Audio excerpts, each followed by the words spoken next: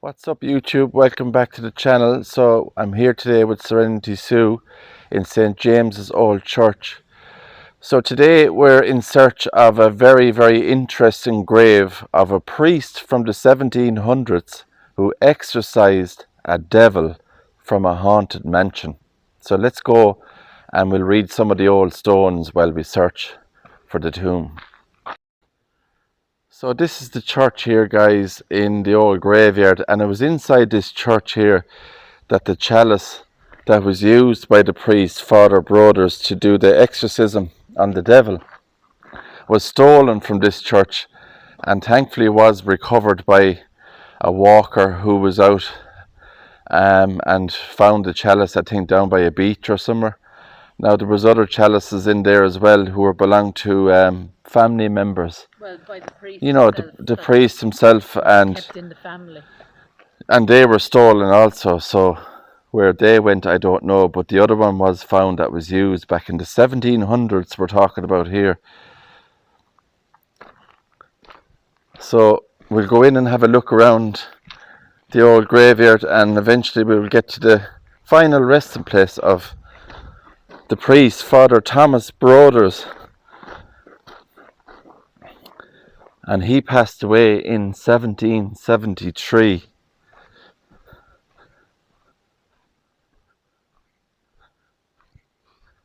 So the sun is out today. We're lucky because the weather isn't great.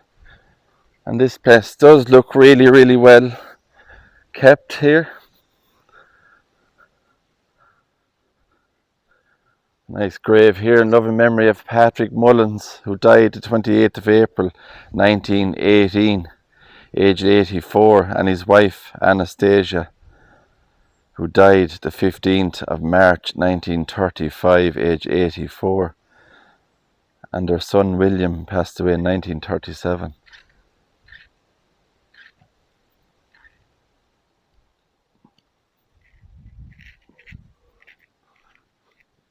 See the windmill on it. It started to move. Yeah, the windmill, strangely the windmill started to move on that grave when I was reading it, and you can see there now. Oh, it's starting again now. It's moving again when we're talking about it. Look at that. And there's actually no wind out here, is there? Well, we're it is windy today, but we're in kind of an area that has lots of trees around it. Yeah. So, we'll try and read this one. This is a nice headstone here. Moss around the curbing. All the moss gathering. So this is erected by Patrick McCarthy in memory of his father, also Patrick McCarthy. And he died February 1906, age 82. And his mother, Margaret, and she died in 1885. So there's a number of family members on that there, the McCarthys. It's a lovely old headstone. Look at just come to the side of it. And I'll just show you what's on top of it there. Can you see the side, the way it's bent? Yeah, you can see there's there's a bend in that headstone. Nice stonework on it there.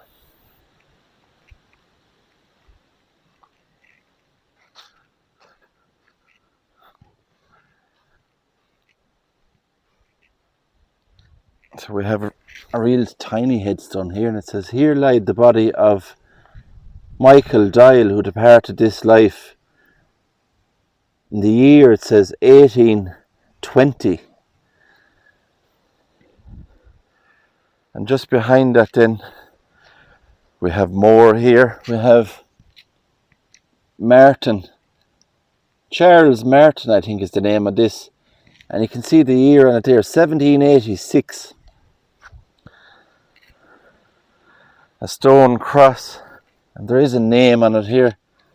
CR. CRMARA. March 4th. March 1750. So that's from 1750. Look at that, isn't that beautiful? Yeah. May have well been one of the first ones here. This one here, 1786. Yeah. There's a few. And some of them are, are hard to read. The inscriptions are worn, but And this one here says her husband. So this is Bridget, it looks like here, the name. And her husband, John, who departed this life 1800. So there's another This one, look at it. He was 96 when he passed in 1765. It's good age. here, like the body of Daniel Shannon, is it? Who died the 27th of February 1765, age 96. Wow. 1765, aged 96 years old. And also James Doyle. He died July the 15th. Could be 1837, age 28. 96 years old in 1765. And you found in Tipperary, didn't you? Yeah. 102, was it? 102, yeah. In the 1800s. It's obviously an old standing stone. There's no engraving on it, but No. So there's just a few more around here. We'll get around to them. Another 1700s one here, it looks like departed. 1713, is it? Or 1773, maybe, age 52. John.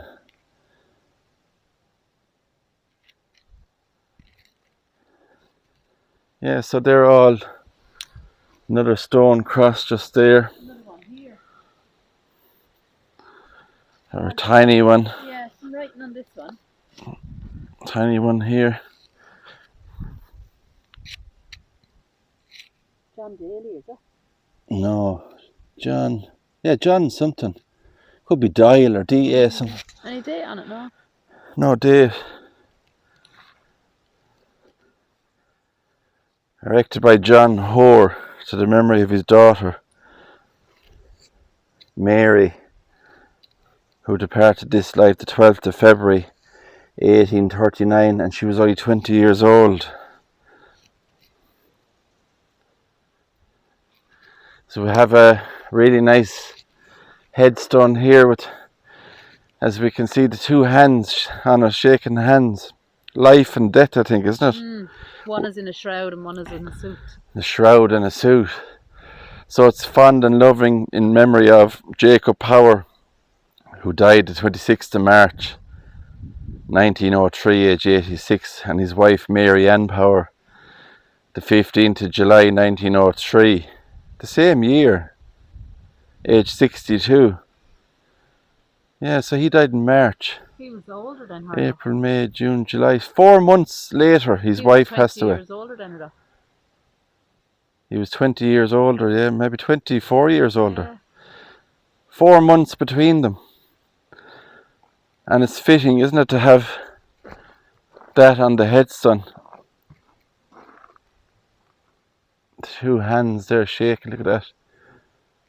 Beautiful headstone, isn't it? Yeah, they lost her son Joseph, aged 2 months. Oh. Tragic circumstances there.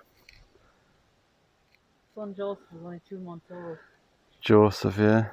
And her daughter was only... Mary Ann was only 4 years old in 1909. Yeah, a lot of sorrow. A lot of sorrow. So the grave will be going to the priest, Father Thomas Broders. He was a friend of the family's, I think, in Loftus Hall.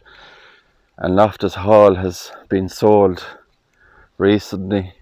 It was a very famous house. Here it is in Wexford, where they used to do ghost tours and stuff. And the priest was friends with the family there. Francis Tristram, who is interred into rest on the June the 1st, 1935, age 75. So back in the 1700s in Loftus Hall, a mysterious man arrived on a stormy night off the coast of Loftus Hall for shelter, and docked his ship or his boat there, and came inside the house for shelter and was welcomed in by the family. And the story goes that the man that came in sat down to play a game of cards from the ship, the mysterious man, and dropped one of the cards. And when someone bent down to pick up one of the cards, they saw hooves, like devil's hooves. So the house was haunted by this devil for many years, and it was Father Brothers who exorcised the devil from Loftus Hall. So he's buried here. Now this is a family plot here, the Maxwells, from 1871. We have a Francis Davis here, who died October 1848.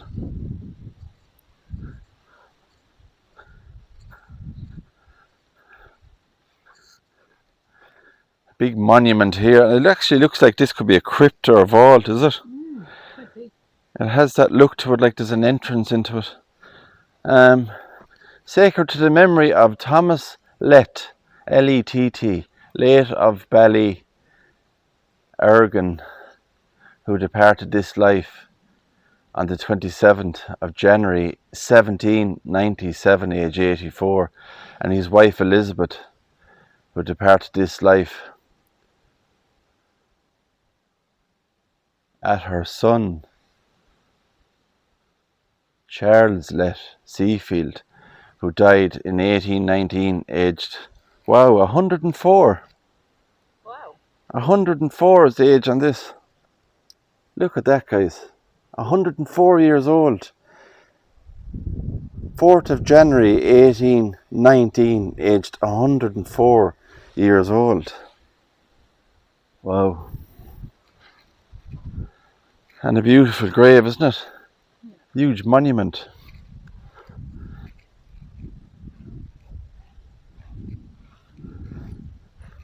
So this is in loving memory of Doris Elizabeth Pringle, who died the 15th of March 2004, aged 66, and her beloved husband Frederick Pringle died the 13th of November 2008, aged 84. I wonder, is there Welsh connections?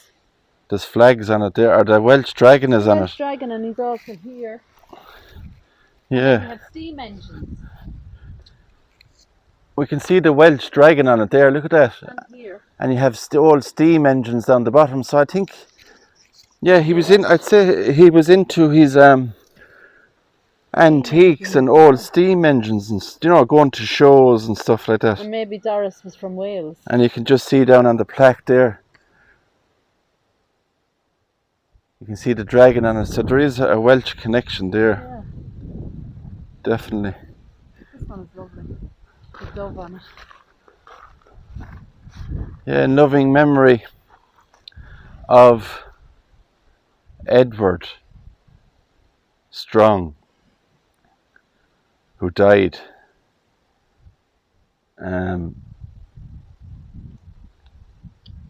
age 49, I think, is it? Not sure, actually. And his wife died 67. So it says X1167. Yeah. I've never seen one where you actually have the Roman numerals and I then found a few on the old numbers ones. as well. Not really on the newer ones. Yeah, and there's a lovely dove on that.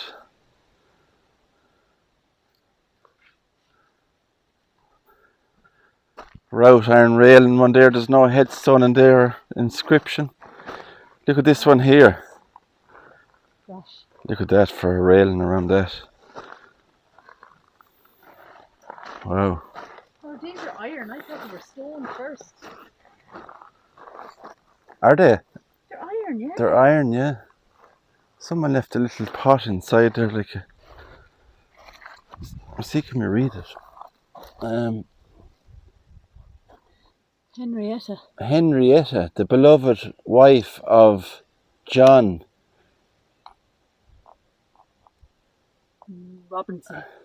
Robinson, Wilbur. who died November the 30th, 1881. So that's another 1800s grave. Look at that. It's lovely, isn't it?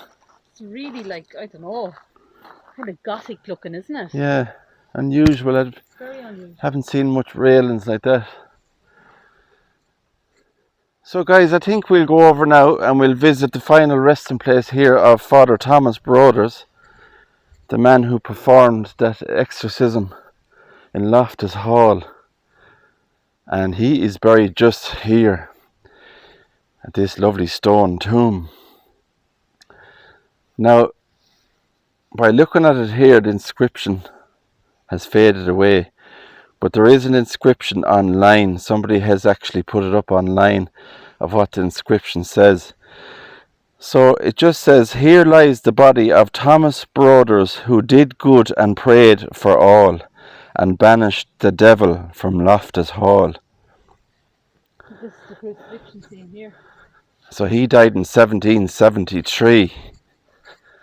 And barely make out Thomas. you can see the ladder and all there, the crucifixion scene on his grave. And can you see his name on it? Slightly here, I think. It's like a TH. Yeah. Thomas, and then there's a B. Broders here. It's quite hard to read it.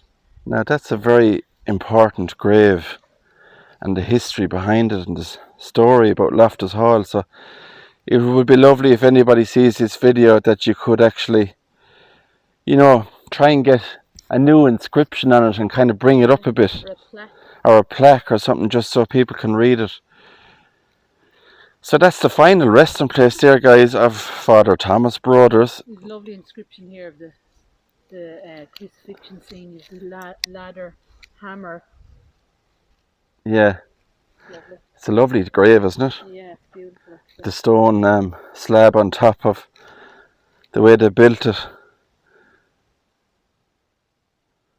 Yeah. Rest in peace, Father Thomas Broders, who did good for all.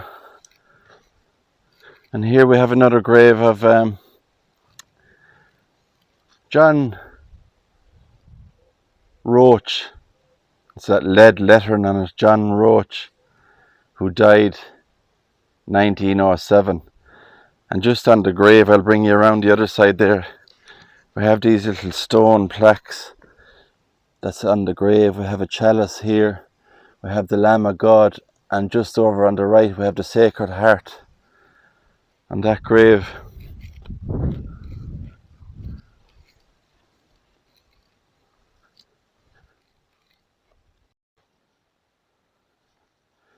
So I have a grave here that's, unfortunately, the headstone has broken on it. Charles E. Harvey, it looks like, who died the 5th of July 1912, aged 47. So guys, I think I am going to wrap it up there on this warm day here today in Wexford.